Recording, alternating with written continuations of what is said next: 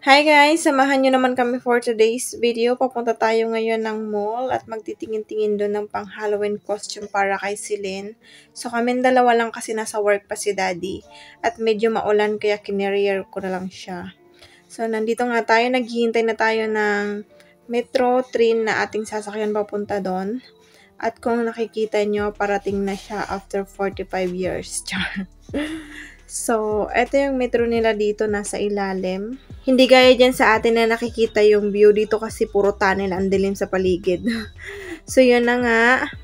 After how many days? After how many minutes, nakarating din tayo sa pupuntahan natin at una namin pinasukan itong H&M at nakita ko itong pumpkin. Saktong-sakto sana sa size ni Celine, kaya lang may kamahalan, be. Isang beses niya lang naman gagamitin ang hinayang ang lola nyo, char.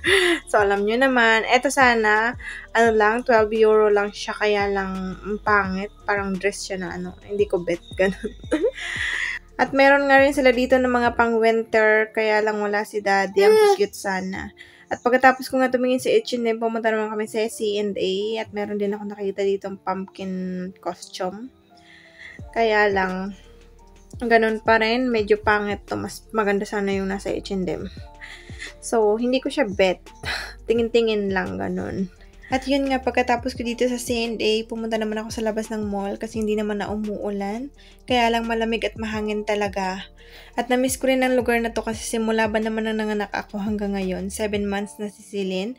Ngayon lang ulit ako nakapunta at bali first time din dito ni Celine. Kaya lang sobrang lamig na nga pero kere pa rin. At ito pala yung labas ng mall at nandito yung mga flags ng bawat bansa pero Philippines lang talaga yung alam ko dito, be. At ito pala yung parang kaparihan ng Mall of Asia dyan sa atin kasi dito nasa seaside din siya, tabi ng dagat. Tapos kung dyan may Ferris wheel, dito naman may cable car. Tuwing naglalakad nga ako dito, naalala ko talaga yung Mall of Asia kasi parang kapariha talaga niya. Tingnan nyo naman yan. Pero syempre, mas maganda yung atin, oo. Nakapag-vlog na ako dito dati pero nawala nga yung channel kaya ulitin ko na lang. At yun nga, meron ako ditong nakitang blue na gustong yumakap kay Celine. Ewan ko ba dyan. So, ayun, tingnan nyo naman yung anak ko, lamig na lamig kasi hinahangin nga. Ang sobrang hangin talaga. Kasi malapit nga kami sa dagat. Tingnan nyo naman yung cable car, o diba? Okay. Gusto kong sumakay doon. Di pa ako nakakasakay doon sa cable car. So, tingnan nyo naman yan. At pagkatapos nga namin makapag-ikot-ikot, eto, pinakain ko muna si Celine. Tapos, ayun, naantok na yata. Kaya nagbabay na. Sabi niya, Mami, tapusin na natin yan. Fast forward, kinaumagahan nga, meron palang appointment si Celine sa center kasi meron siyang 6 months check-up. At yun nga, kinerier ko ulit siya kasi ang pangit talaga ng weather. Sobrang lamig na tapos naulan-ulan pa. At walang elevator yung mga train station dito. Kaya para sa akin, mas mabilis to.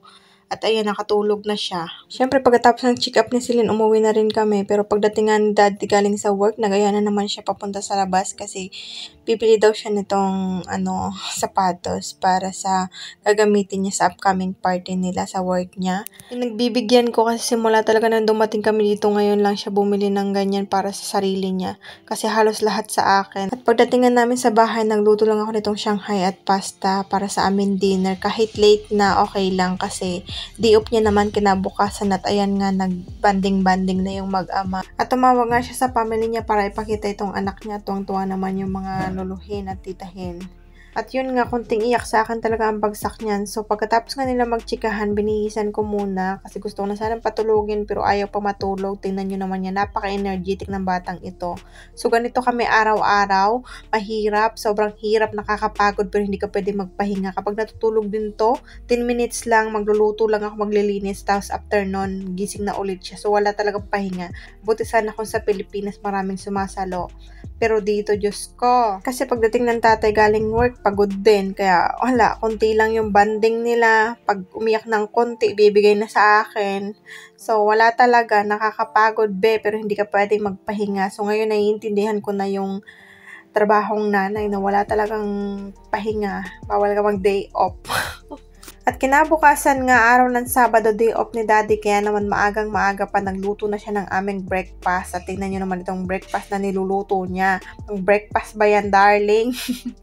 Kasi nagkikrib daw siya neto, kaya naman ito ang niluto niya.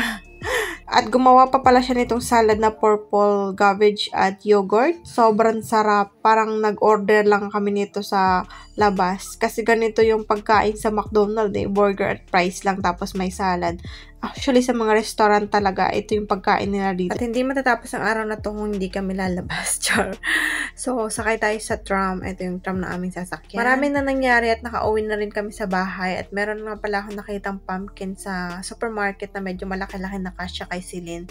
Kasi dito wala daw talaga ng malaking pumpkin. At ayan nga, binili ko na to kahit hindi masyadong kalakihan, sakto lang parang diaper lang kumbaga. Tapos ayan nga, nilinis ko lang at ito yung first time kong makahawak at makaamoy ng pumpkin. So ang bango niya pala, tapos ayan nga, tinuturuan akong paano tanggalin yung buto-buto. Kasi hindi naman talaga ako marunong, nagmamarunong lang. At habang pinapakialaman niya nga ako dito, nandun yung anak namin sa kwarto, kaya nilalaro ko muna. So pagkatapos niyan, ako na yung tumuloy. At syempre, nag-enjoy ang lola nyo kasi sobrang bango niya talaga. At alam nyo yung loob ng pumpkin na to, parang bahay ng gagamba, parang spider, ganon. Tapos, ayun nga, pinanipis ko lang talaga yan kasi magpo-photoshoot na si Celine.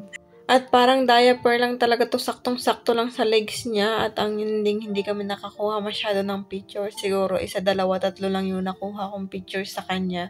Kasi masikip itong pumpkin na to. At wala talaga silang malaki dito kaya nakakainis.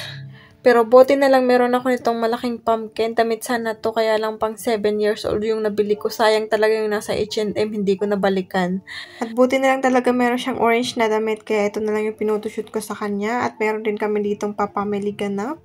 Tingnan nyo naman yan, hindi magpapatalo yung lola nyo. Syempre nag-makeup din ako. And yun lamang for today's video. Salamat sa panonood. Happy Halloween! Bye-bye! God bless!